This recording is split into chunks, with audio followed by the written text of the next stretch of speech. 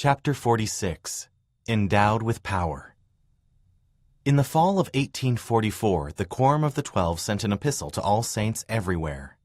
The temple, they announced, necessarily claims our first and most strict attention. They encouraged the saints to send money, supplies, and laborers to speed the work along.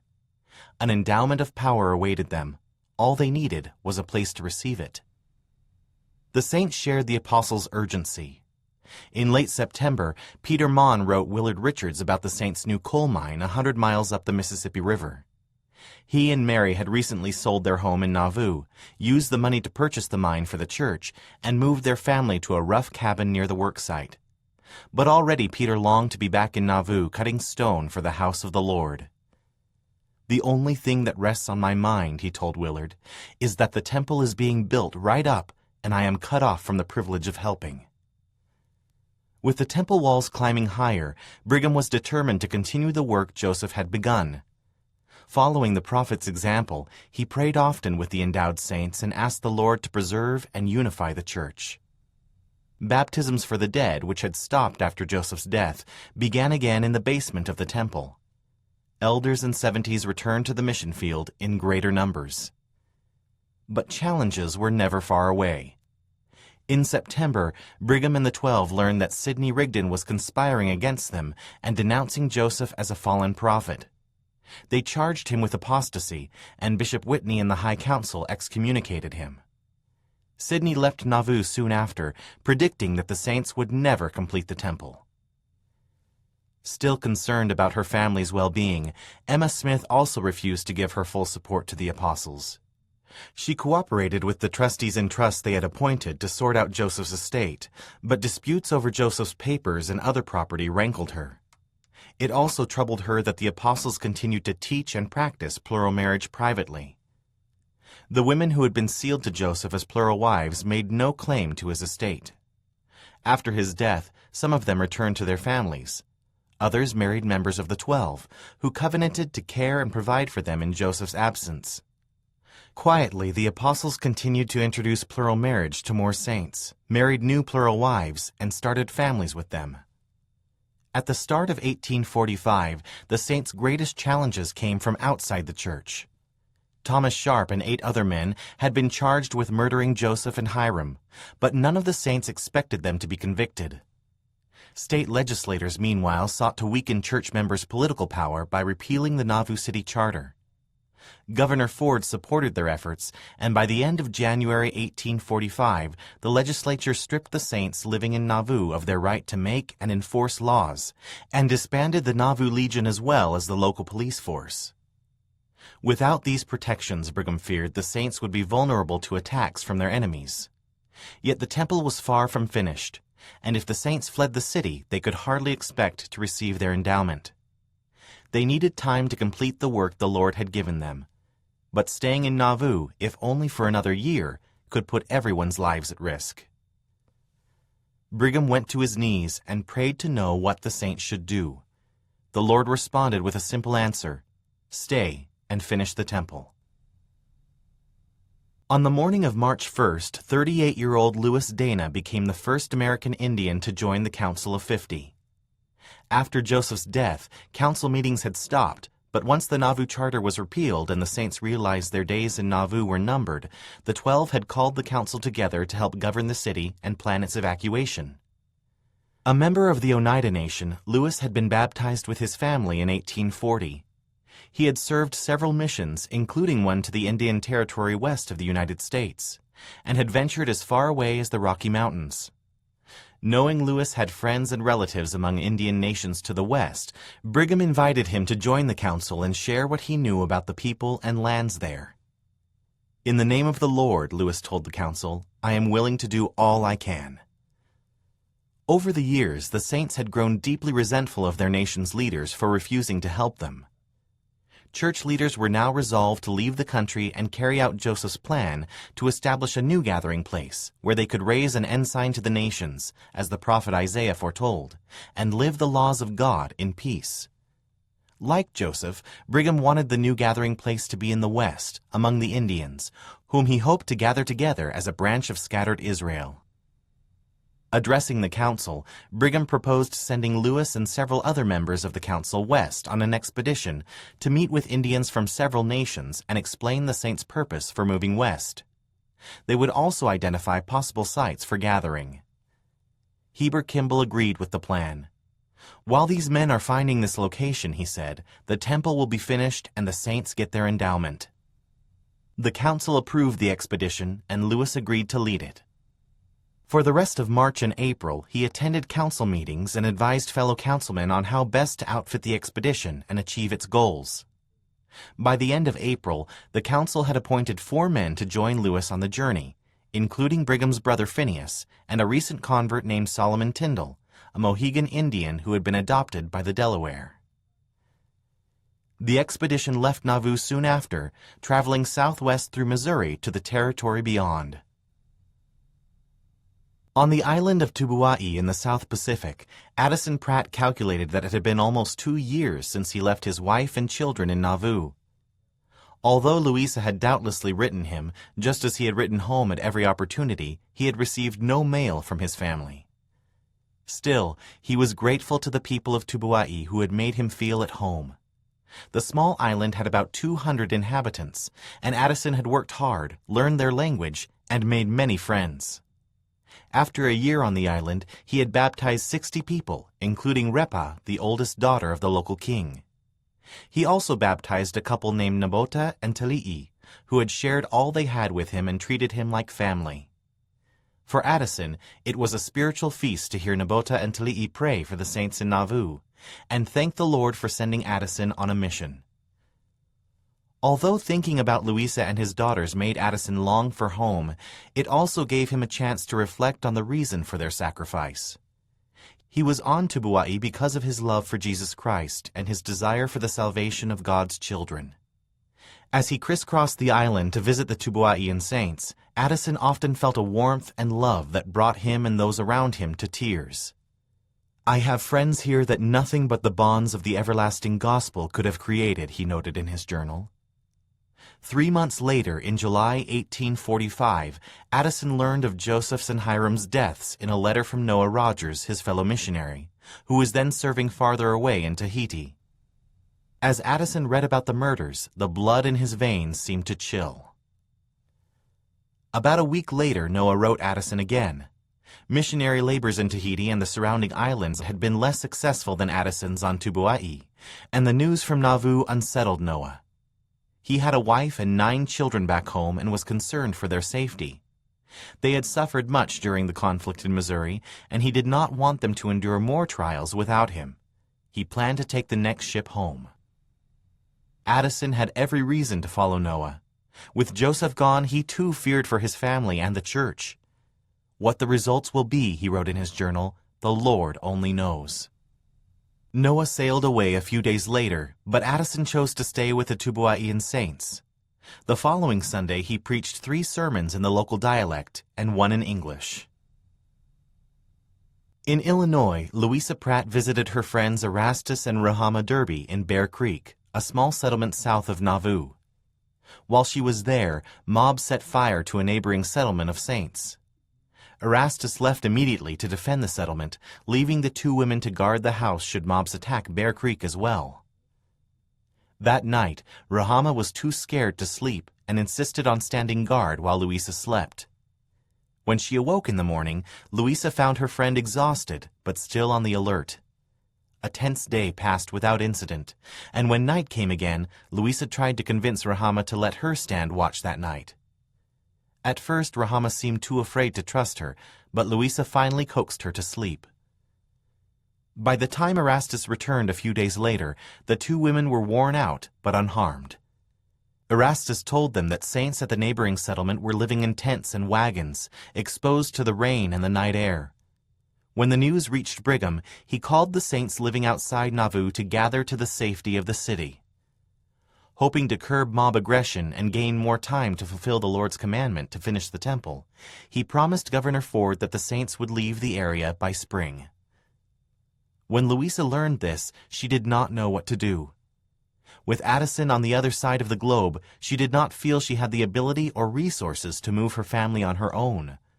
The more she thought about abandoning Nauvoo, the more anxious she grew.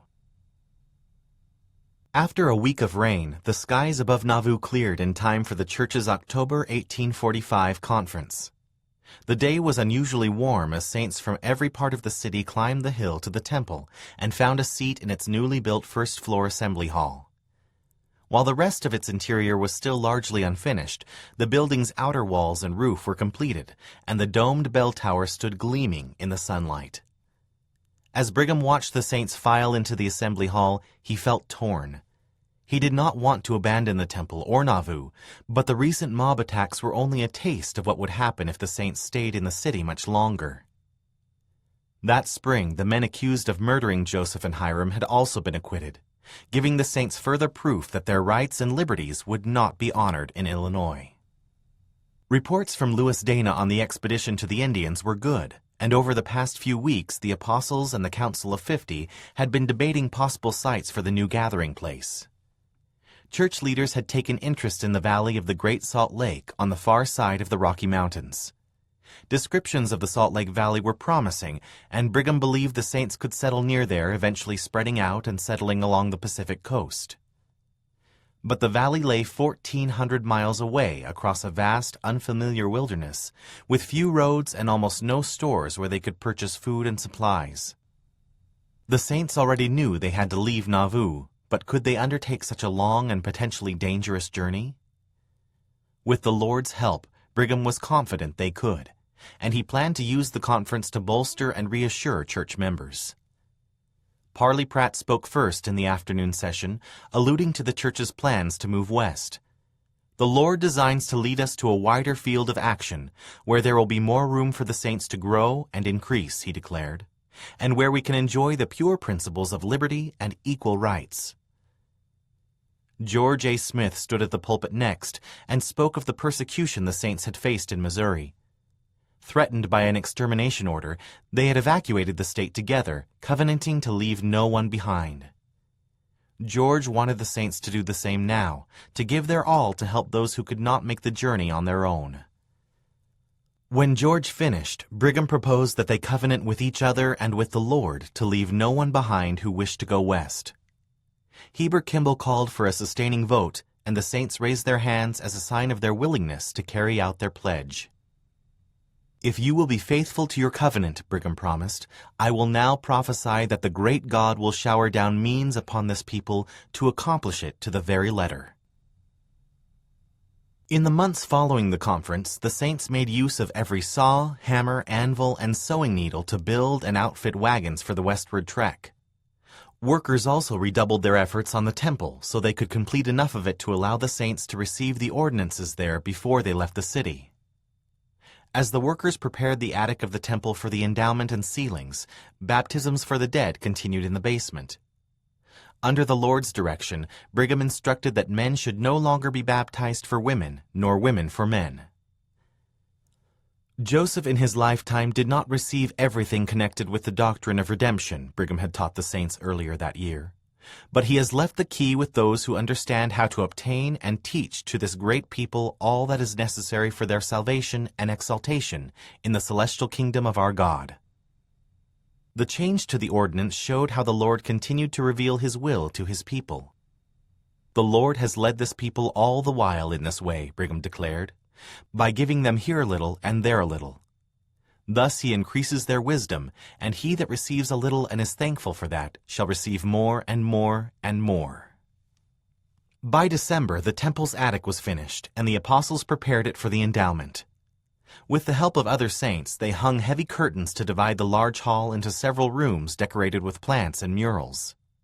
At the east end of the attic, they partitioned off a large space for the celestial room, the most sacred place in the temple, and adorned it with mirrors, paintings, maps, and a magnificent marble clock. The apostles then invited the saints to enter the temple to receive their blessings. Men and women who had previously been endowed now took turns performing the various roles in the ceremony. Guiding the saints through the rooms of the temple, they taught them more about God's plan for his children and placed them under additional covenants to live the gospel and consecrate themselves to building his kingdom. Villate Kimball and Ann Whitney administered the washing and anointing ordinances to the women. Eliza Snow then ushered the women through the rest of the ordinances, aided by other previously endowed women.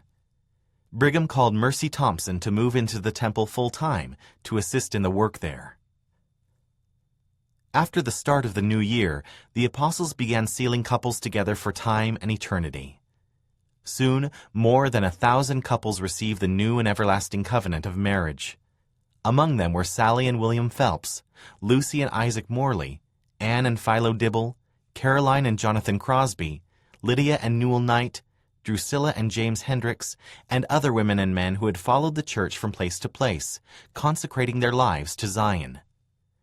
The apostles also sealed children to parents, and men and women to spouses who had passed away. Joseph Knight Sr., who had rejoiced with Joseph on the morning he brought the gold plates home, was sealed vicariously to his wife Polly, the first saint buried in Jackson County, Missouri. Some saints also participated in special adoption sealings that joined them to the eternal families of close friends. With each ordinance, the Lord's plan of a welded chain of saints and their families bound to him and to each other by the priesthood became a reality. That winter, enemies of the church were restless, doubtful the saints would keep their promise to leave in the spring. Brigham and other apostles were falsely charged with crimes, which forced them to keep out of sight and sometimes even hide in the temple. Rumors circulated that the U.S. government questioned the saints' loyalty and wanted to send troops to keep them from leaving the country and aligning with the foreign powers that controlled the western lands. Feeling intense pressure to leave, the apostles decided that church leaders, their families, and others who were targets of persecution should go as soon as possible. They believed crossing the Mississippi River into Iowa might hold off their enemies a while longer and prevent further violence. In early January 1846, the apostles finalized their plans for the Exodus with the Council of 50. Before leaving, they appointed agents to manage the property they were leaving and sell what they could to help the poor make the journey. They also wanted some men to stay behind to finish and dedicate the temple. Brigham and the 12 were now determined to gather the saints to the valleys beyond the Rocky Mountains. After fasting and praying daily in the temple, Brigham had seen a vision of Joseph pointing to a mountaintop with a flag flying atop it as an ensign. Joseph had told him to build a city under the shadow of that mountain. Brigham believed few people would covet the region, which was less fertile than the plains east of the mountains. He hoped the mountains would also protect them against enemies and provide a moderate climate. Once they settled themselves in the valleys, he hoped they could establish ports on the Pacific coast to receive emigrants from England and the eastern United States.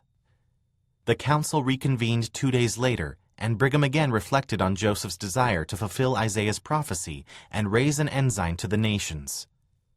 The saying of the prophets would never be verified, Brigham told the council, unless the house of the Lord should be reared in the tops of the mountains and the proud banner of liberty wave over the valleys that are within the mountains.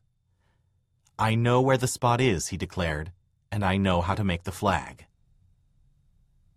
On February 2nd, after thousands of saints had received temple ordinances, the apostles announced that they would halt the work in the temple and instead prepare boats to ferry wagons across the icy Mississippi River. Brigham sent messengers to the captains of wagon companies, instructing them to be ready to leave within 4 hours. He then continued to administer the endowment to the saints until late in the evening, keeping the temple recorders there until every ordinance had been properly recorded. When Brigham arose the next day, a crowd of saints met him outside the temple, eager for their endowment. Brigham told them it was unwise to delay their departure. If they stayed to do more endowments, their way out of the city could be impeded or cut off. He promised they would build more temples and have more opportunities to receive their blessings out west. Then Brigham walked away, expecting the saints to disperse, but instead they climbed the steps to the temple and filled its halls. Turning around, Brigham followed them inside. He saw their anxious faces and he changed his mind. They knew they needed the endowment of power to endure the hardships ahead, overcome the sting of death, and return to the presence of God. For the rest of that day, temple workers administered the ordinances to hundreds of saints.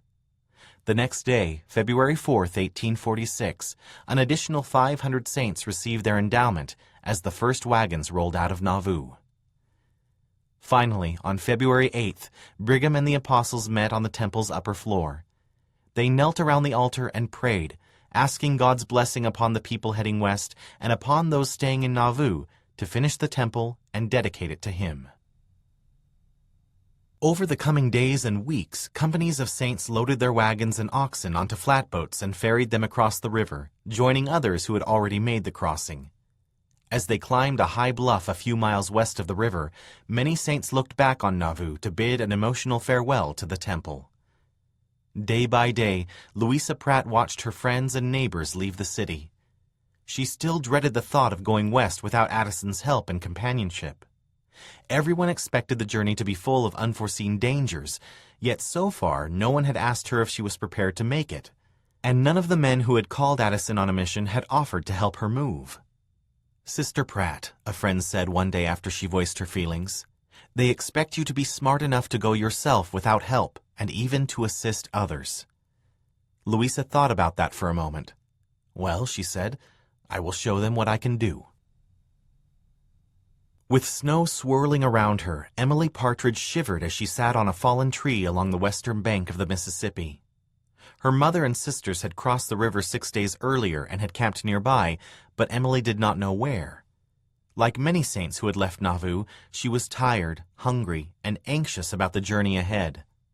This was the 4th time she had been driven from her home because of her faith. For almost as long as she could remember, she had been a Latter-day Saint. As a young girl, she had watched her father and mother suffer persecution and poverty to serve Jesus Christ and establish Zion.